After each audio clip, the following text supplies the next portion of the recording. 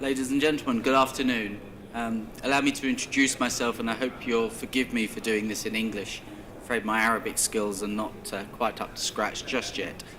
My name's Craig Ramsey. I'm Head of Real-Time Payments at ACI Worldwide, which gives me global responsibility at ACI for all of our real-time payment strategies around RTGS or Surreal payments here, ACH payments, SWIFT, and indeed the new phenomenon that is real-time payments around the world, which is coming to the Middle East soon.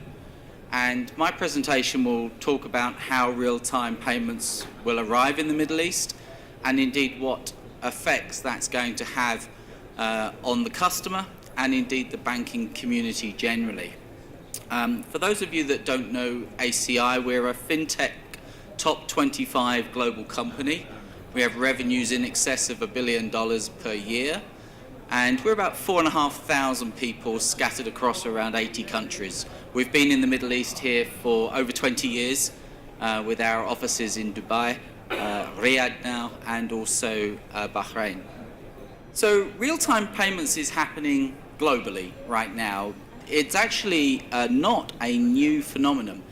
First real-time payment scheme anywhere in the world was in Japan, actually, in 1973, so over 50 years ago. And it's been a slow uptake until the mid-2000s, where a couple of countries started to reach out for real-time payments, most notably the United Kingdom, which is where I'm based. And in 2008, we put our faster payment scheme live, initially targeted at taking away transaction settlement cycles from being 3 days to move a transaction to a customer, or indeed a business to a customer, and to actually enable real-time payments so that they would happen within 12 seconds. Today, we process around about 1.6 billion transactions a year in faster payments, but it is by far the largest real-time payment scheme anywhere in the world. Talking of billions, just one thing to note, ACI does about 1 billion transactions every day, and in financial sense, because of the huge dominance that we have within processing of high-value payments and SWIFT payments generally, we actually process in excess of $14 trillion every day, which is, if you want to click your fingers, that's equivalent to about $5 million every time you can click your fingers as fast as you can click your fingers. So moving money fast, moving money securely is something that we have done for a long, long time. The map I've got up on a slide at the moment just represents where real-time payments is happening around the world.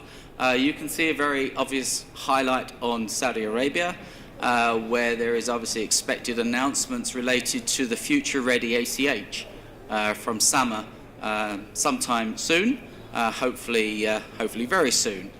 And that will kickstart a movement in the Middle East to see more real-time schemes. We've heard, as ACI has talked to our customers around the Middle East, we're seeing countries keen to see how things are going in Saudi Arabia, and indeed keen to be fast followers of this technology. Today, there are over 18 schemes live around the world, but there's about 40 in planning. To give you some idea on that, if I relate that to actually our sales, we're closing 2 new customers, financial institution banks, every week at the moment. Such is the dominance of this industry and the rapid movement of the banking world. So, what's driving real-time payments? Well, certainly the consumers. You know, we're all consumers. I've been looking on my phone, I've been checking things in real time as the conference has progressed. And as consumers, we just expect everything to happen faster and immediately.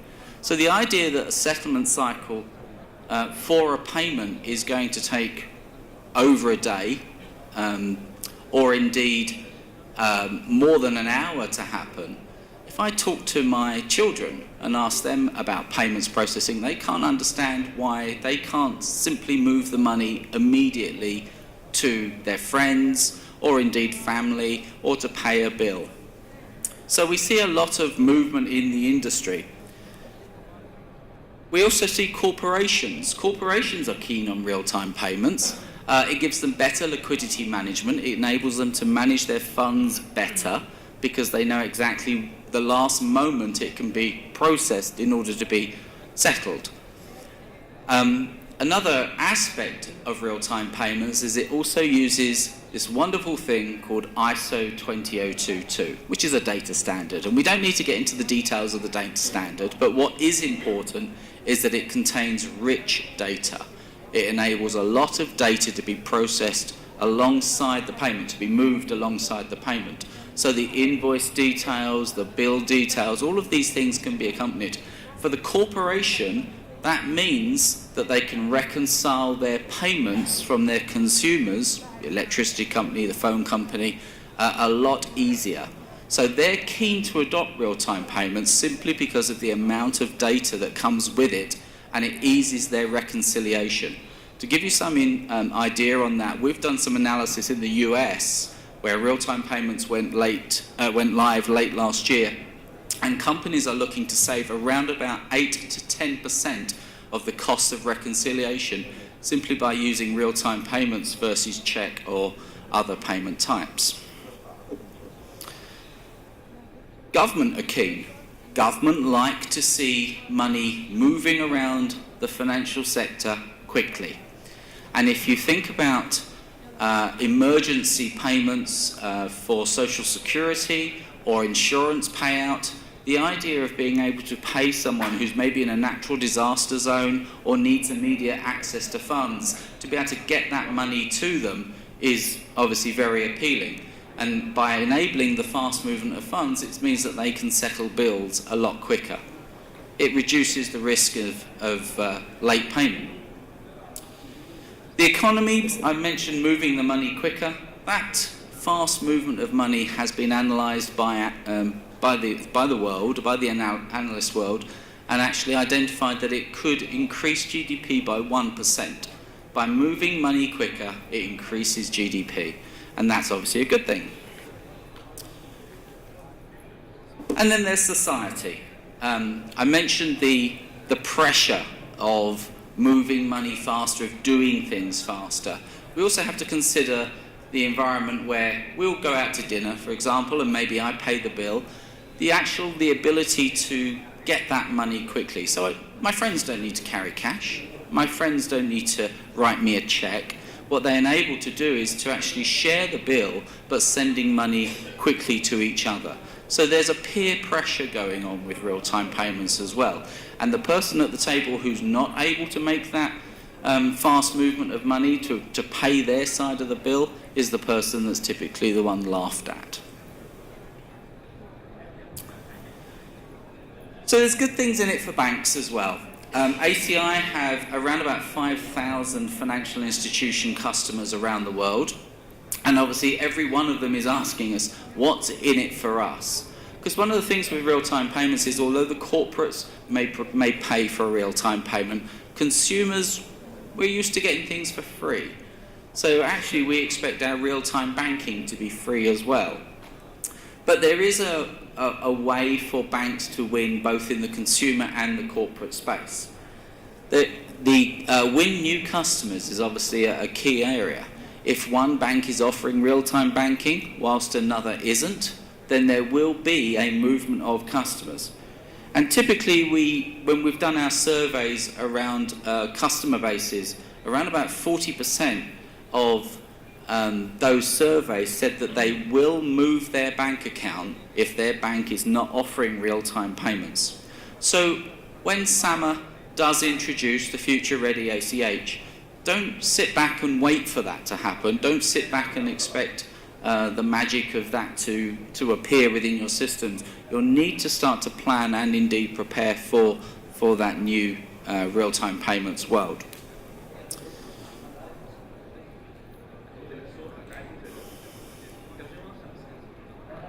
So just to level set, what is a real-time payment? So it's an account-to-account credit transfer. There's also conversations about things like request for payment. A request for payment is a message, and I'll come back to it. I've got an example a bit later. So a request for payment is a message that goes to the payer to say you owe this money. It can be used in a merchant environment, it can be used in a friends and family environment, but it will ultimately also return a credit transfer. Typically, it's real-time clearing and end-of-day settlement. We don't normally settle transactions between the banks in real time, in the real-time world, but we do clear the funds. And most importantly, the beneficiary needs to have access to those funds. So if I make a real-time payment, it should be possible for the beneficiary to have immediate access to that money. Go up to the ATM and withdraw the funds, or indeed pay it away through another bill payment, for example. I mentioned ISO 20022 and the standards and the data richness that gives. And then there's the always-on nature of real-time payments. So 24/7, 365. When countries introduce real-time payments, it is on all the time. So if I wish to make a payment on a Friday afternoon or a Saturday morning or 2 o'clock on a Tuesday morning, that's fine. And actually, if we look back at various examples of schemes that are already live, the number of payments that are happening overnight, or indeed on public holidays or non-working days, will surprise everyone in the room as to how many are actually taking place. It's a high percentage of the overall payments. So there is a desire from corporates and indeed consumers to be able to do these payments out of hours. One thing to point out, we should also make it clear that real-time payments go by different names. So a real-time payment can be an immediate payment, it can be a faster payment, or it can be an instant payment. These all mean the same thing. These are all part of the scheme. So the faster payments or the future-ready ACH is a real-time scheme. We also look to the future and other things that are coming. I mentioned the request to pay, but there's also proxy databases so that we can pay each other using our mobile phone numbers without having to share bank account details. Most consumers don't know their bank account number, but they do know their mobile phone number. So actually proxy databases to link those two items of data are enabled in many real-time schemes in the world. And what that highlights is that real-time payments isn't just another payment type. Real-time payments is representative of the modernization of payments processing. It's the modernization of the banking environment. And I'll talk obviously later, shortly, around open banking and how these two initiatives are coming together around the world. I'll tell you one thing it's not. It's not an easy add-on to a banking system. Many of the payment hubs that have been deployed around the world are primarily focused on ACH-like processing, traditional ACH processing, so batch systems. And a batch system will not upgrade to a real-time system. It simply does not fit. Although many of the processes will look the same, the validation, the cycles, the security scans, the way that those processes have to work and the speed at which those processes have to work means that it's not possible for those things to actually just be magically appeared within the hub. And I'll talk a bit later about some of those areas that we are solving for. So some of the things that real-time payments can be used for, instant confirmation, so those person payments, that trip to the restaurant where we're all sharing the bill, the request for payment, so merchants can get involved here. It was fascinating to hear the earlier conversation about the cashless society. And of course, real-time payments will have an important part to play in there. No one will go cashless unless there is an actual way of moving the money in real time. So that future-ready ACH, that real-time payments in the future, will be the way that cashless society will actually happen. There's no such thing as a mobile payment. That doesn't exist. There is an initiation channel that's a mobile, but it still needs a settlement path to actually move the money, and that's what real-time payments will offer. Corporate disbursements, so the ability for insurance companies to send out pension payments in real time, insurances to pay people that I mentioned that may have been affected by tragedy or insurance claims. And all of that will improve that relationship between the corporation and the customer. Nothing's worse than when you speak to an insurance company and say, yes, we'll pay you instantly, it should be there in about 5 days. To actually get the money immediately will improve that customer experience and actually make the customers want to do business with you. Bill payments, electricity bills, phone bills, water bills, the utilities, all of these things can obviously be paid with faster payments. I'm a consumer of faster payments in the UK. I pay all of my bills through faster payments at the last possible moment.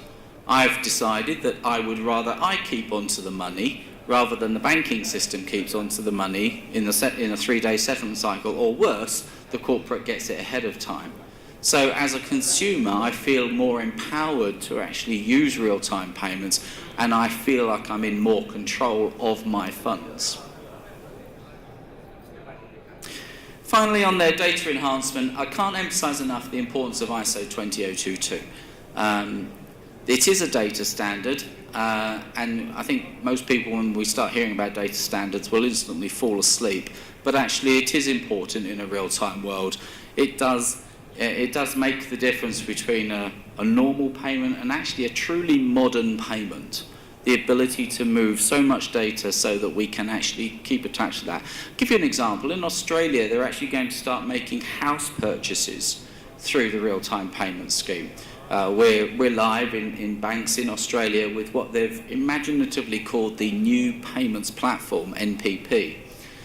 And they've not established a ceiling limit within the scheme for a payment. So there's nothing stopping a consumer purchasing a house on a Saturday morning, when typically that's not been possible when using an RTGS system, when using the normal settlement methods.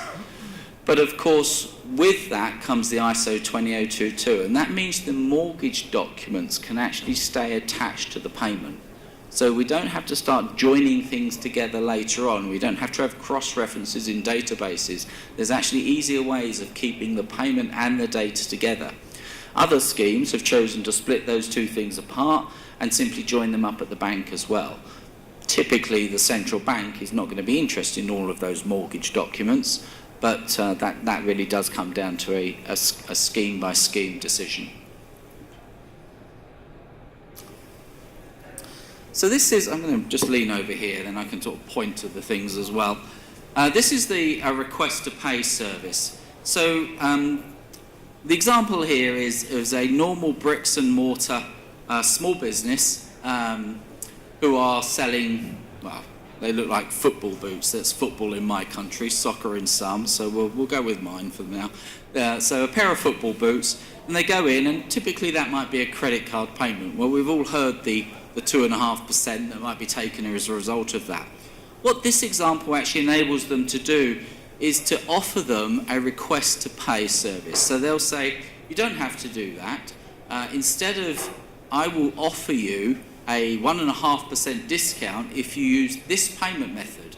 So the small business gets to keep a percentage that they might have otherwise have paid away, and the customer gets a small discount for using this method. To the consumer, it's nice and easy. They simply say, yes, I would like to pay that method, and it will then link to the bank's existing payments and online banking system. So I've used, my example is BD Bank and Trust. I don't even know what BD stands for. The team that came up with the example came up with something that probably someone's initials for all I know, but it's a fictitious bank. And they will select the account to which they pay from. This is the consumer, Touch ID to authorise it, and then the payment will be instantly pushed to the corporate's bank account, and with instant confirmation. So not only has the corporate saved a percentage point that they may have otherwise have paid away, so they've got more revenue, but they've also got their money instantly. And another example that we're seeing with this kind of service is actually for some higher value goods. An example that's often used is an example around high-end stereo systems, so amplifiers, for example. You can't just go into a store and expect these high-end amplifiers to be on the shelves all the time for every product to see. So what typically happens is that the retailer will hold a small stock from the manufacturer, and then we'll have a catalogue of the different models, the different specifications that are available. With this, with real-time payments, they're actually enabling them to select from the catalogue, make a purchase, send the money instantly from the consumer to the retailer, and the retailer can then send it instantly to the factory, meaning that the shipping takes place from the factory on the same day. The consumer gets their high-end goods tomorrow. They get them within 24 hours based on the shipping. The retailer has managed to provide a good service. They're getting their cut of the product, but they haven't had to keep a load of products on the shelf and in inventory. And the factory is obviously shipping goods instantly. So it's a win-win for everybody under these circumstances to be able to make these types of payments. We're also seeing a lot of movement in cross-border payments. A lot of conversation about when will cross-border happen, when will cross-border instant real-time payments happen. Actually, they kind of already are happening. The issue is that they're happening outside of the banking sector, or the traditional banking sector. The likes of TransferWise, Western Union, other money transfer companies are moving money instantly. With real-time payments, you're actually enabling banks to be able to get access to that technology directly. So a real-time payment initiating from Saudi Arabia into, for example, the Indian real-time payment scheme, which is called UPI, actually gives the Indian consumer, the beneficiary, instant access to those funds. So real-time payments isn't just about connectivity to the domestic scheme. You should also think about what additional opportunities it opens up for you when it comes to sending money internationally, and how you might indeed take a greater share in that remittance market.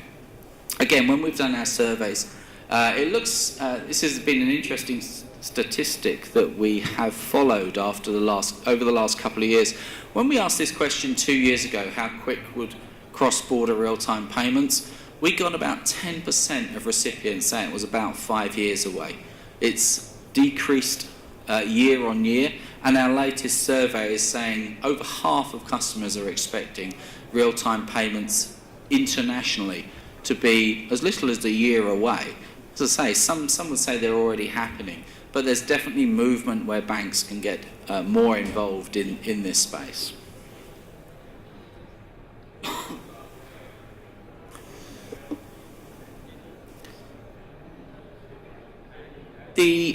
One of the biggest issues on the cross-border payments, obviously, how slow it takes. A little fact, a little stat that actually shocks me every time I say it.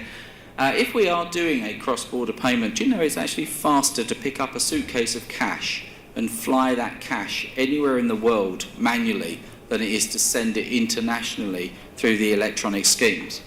Now, people like SWIFT have done a lot to try and improve that with the GPI initiative.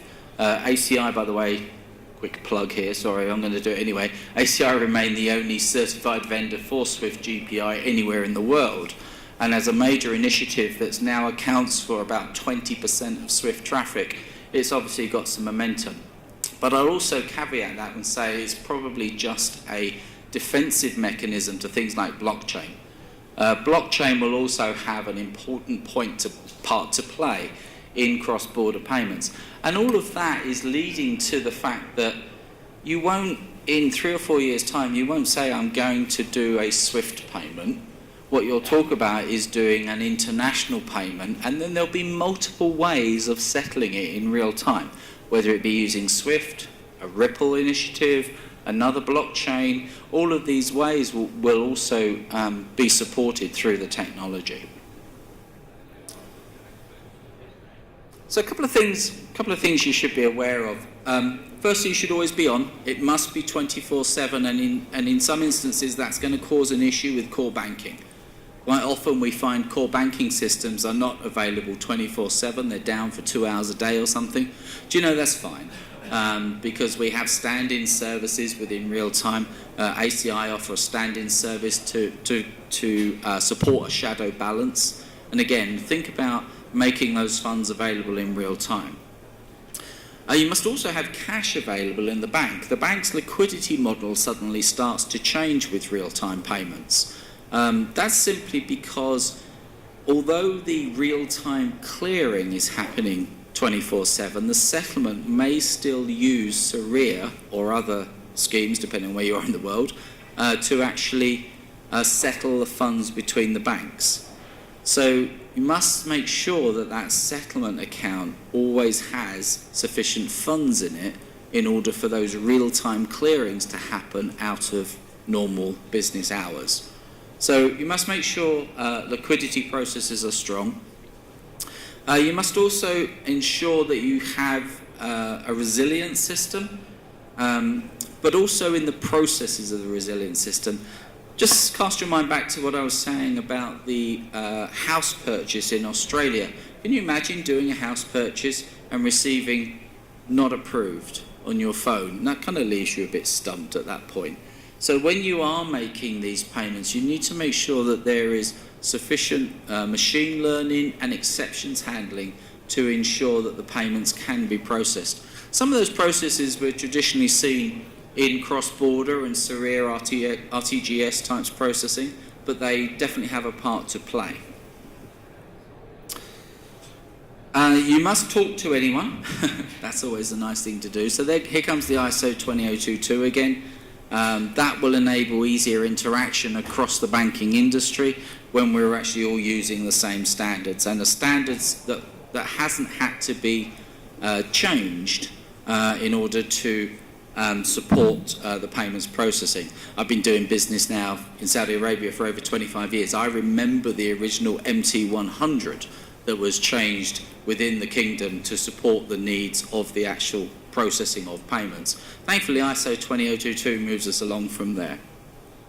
I've mentioned the borders, I'll flip over that one. But then I also want to talk about the high and the low value payments. So I've talked about house purchases, I've talked about going out for dinner together, I've talked about corporate disbursements, I've talked about electricity payments. Real-time payments changes the nature of how a bank works. It's not a consumer problem anymore, it's not a retail payments problem anymore, it's not a corporate banking problem. It affects everyone in the bank. And we're seeing a big move and shift in banks away from really dealing with their payment processing in silos to a more combined, joined-up initiative for real-time payments. These are some stats that I pulled from one of our analyst friends on the payments within Saudi Arabia. Obviously, we can still see a big dominance of cash, and there are checks out there as well.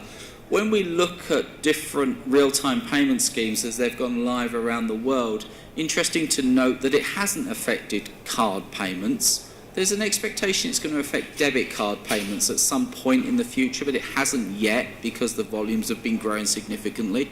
The payment type that has been affected by the introduction of real-time payments is cash and cheque, which obviously is very expensive to process, and those are the two payment methods that we're all trying to see less of. So if we look at that from what it means to the numbers, so we asked the question, will it displace other payment types? And obviously we expected a yes from the majority of the audience, and we did. We got 82%. And this is how we expect that to actually affect the industry. So we'll see a 5% reduction in debit and credit card, particularly debit card. Credit card will be less affected than you might imagine, but debit card will be affected as people move to those schemes. RTGS and wire transactions will decrease by 5%. You can see the expectation there.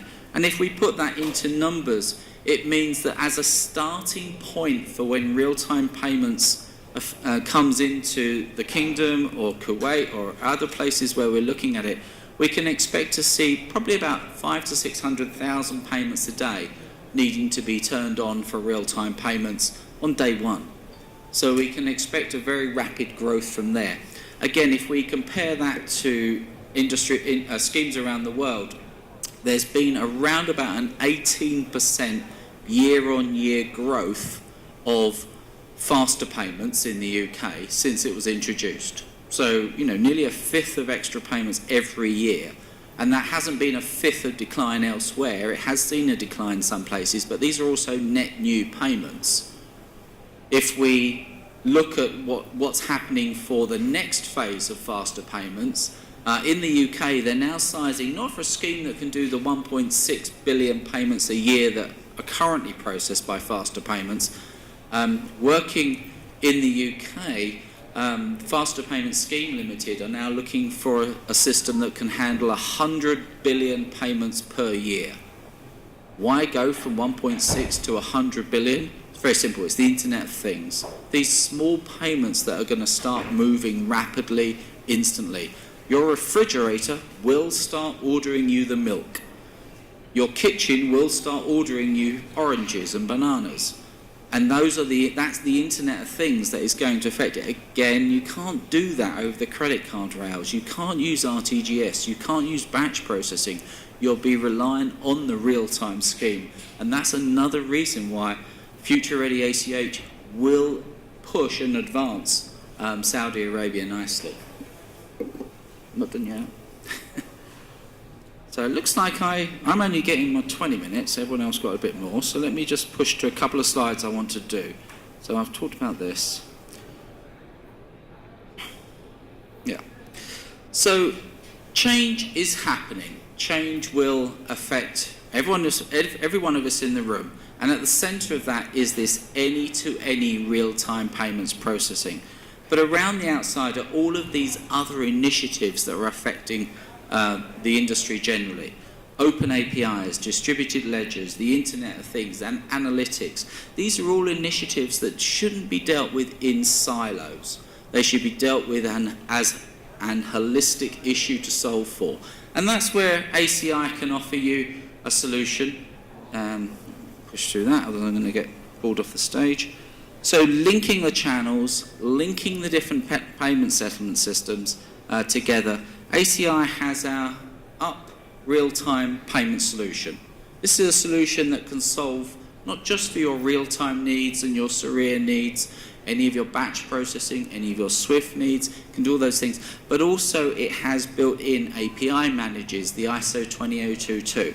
So if that's something that's of interest to you, if you want to understand how you can prepare not just for the domestic real-time scheme that's coming, but also the international scheme, and indeed bring your bank to a new modern digitalisation of payments, please come and see us on our stand in the exhibition hall, and I'll be happy to talk to you, and of course my colleagues will be too. So I did just want to put one more slide, this final slide up. So is that a sunrise or a sunset? And actually I want to leave you with that thought. Some people will see a sunrise there and some will see a sunset. Actually, I think that's pretty representative of where we are in the payments industry right now. There are mature payment types that are now reaching their sunset status. Thankfully, we have a new payment type, which is real-time payments, which is our sunrise moment. And just one last thought on the sunset. Did you know that due to the Earth's bit of physics coming up here. It's all right, my son taught me. Due to the Earth's diffraction of air, by the time you've spotted the sunset on the horizon, the sun's already gone. So think about that when it comes to thinking about what you're planning for next. Thank you very much.